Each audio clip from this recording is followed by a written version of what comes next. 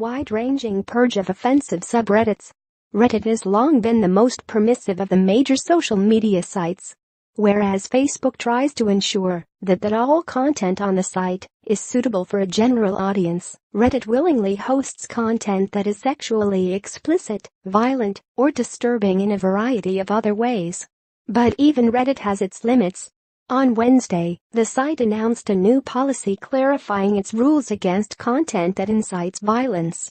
"We will take action against any content that encourages, glorifies, incites, or calls for violence or physical harm against an individual or a group of people," Reddit administrator landoflobsters wrote. "Promoting harm to animals is also against the rules."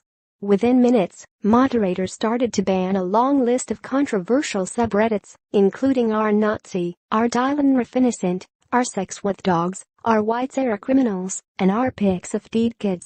The bounds of propriety remain fairly wide at Reddit, however. Commenters pointed out that r/WatchBeoplity, which is exactly what it sounds like, is still around. Landoflobsters said that site administrators have no plans to remove it for now.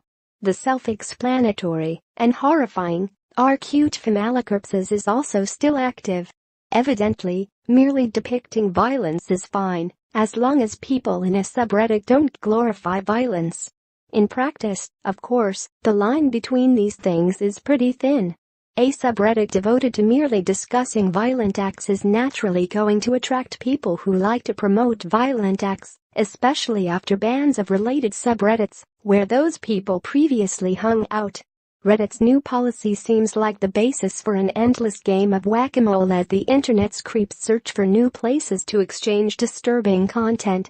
Further reading Reddit's campaign against hate speech work ahead still. As we wrote last month, there's some evidence that Reddit's past crackdowns reduced the amount of toxic behavior on the site.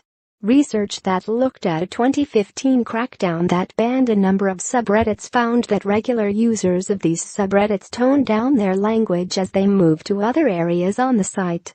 So while the new policy won't eliminate offensive content from Reddit altogether, it still might nudge the site's culture in a more wholesome direction. Disclosure: ours and Reddit are owned by the same parent company, Advanced Publications.